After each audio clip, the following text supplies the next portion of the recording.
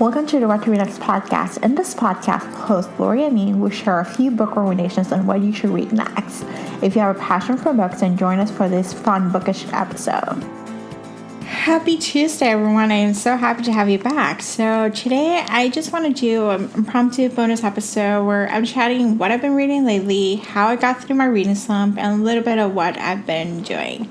2021 was the year of the reading slump. I literally spent months just focusing on like everything else but reading. From social media, Instagram, TikTok, TV shows, I was just like doing everything but reading. And I try to get out of my reading slump by trying different things. Like for the summer, I read most of the Throne Glass series. I read up to halfway of book 5. And then I got bored and I stopped reading it. I try to read some series, like I read Lost in Love by Louisa James. I read like the whole series back to back. And it was great. And then I read a couple of historical romances because I was like enjoying. But I realized something that was like what was bugging me is like I actually, for some reason, I was like trying to make reading happen, and it was just like not the right thing for me at the time. Most of the year has been about like staying in Chicago, being in COVID, then trying to move over the summer in Chicago, move out of Chicago, and then settling into Florida, which is like a whole different ball game. Like I actually, I'm in Tampa right now and I need a car. Because supply chain issues, getting a car is a little more expensive and it's a little more difficult. And so I am like, that's going to be a 2021 project, is to get a car. But in some other ways, it's been great to move to a warm weather where it's just nice 80-degree weather all year round and it's just nice. And so it's been a good time. But once I moved to Tampa, I realized I just needed to do something back to get back into sync. So one thing I did was to stop reading romance for a while. And hear me out. If you're reading romances and you're not getting into it, just take a break from it. Like, you have permission to take a break from it. And so one thing I started reading were thrillers. Like, I read, I think about a few of them, like popular thrillers that were still like over the summer that I just like read them like now, a few months later. And then I read like some like books that are not marketed as romance, but they have some romantic elements, and I was like, I really loved them. Some of the books I read was The Last Thing He Said by Laura Day, which was fun. It was like a popcorn thriller. That's what I would call like, popular thrillers. There's just like a little popcorn thing. I did read 7 Days in June, which was by Tia Williams, which was great, and I loved it. And then I just did, I tried to do some holiday romance in October, and then I got burned out by that. I read, I have to do holiday, I'll post the holiday stuff in the show notes of a couple holiday books that I read. And then after that, I started reading 2022 titles because I was like, well, maybe I'll go ahead. And I did a few of them. A few of them were 5 stars, and a few of them were okay. The 5 stars are The Roughest Draft, that comes out in January. Weather Girl, that comes out in January. Lucy Checks In, which comes out in August. I didn't realize it was coming so late. And then I have like quite a few arcs that I get to read and let you know if they're good or bad. I'll try to do more episodes like this where I'll tell you if you want to pick them or skip them. And Made in My Hand by Lauren Lane, that comes out in January too. And those were great romances. And then what happens is I got burned out by that. And I'm like such a mood reader. So I think by chance I decided to read a Mafia Romance that I saw on TikTok. It's Sweet Temptation by Cora Riley. I read half of it a few weeks ago and I was like, oh, I just put it down because I wasn't feeling it. And then last Sunday I was like, I'm just going to finish it off because it's 50%, I can finish it off. And I got hooked. So right after that, I read a serial killer romance by Sophie Lark. There is no evil and there is no devil. It's a duet, but doesn't live in a cliffhanger. It's available in KU, and I absolutely loved it. It was like it by the most of the feeling of thriller, but at the same time reading romance. Like there's some romantic elements with it, but it's just like it was like fast moving, plot driven, like just move.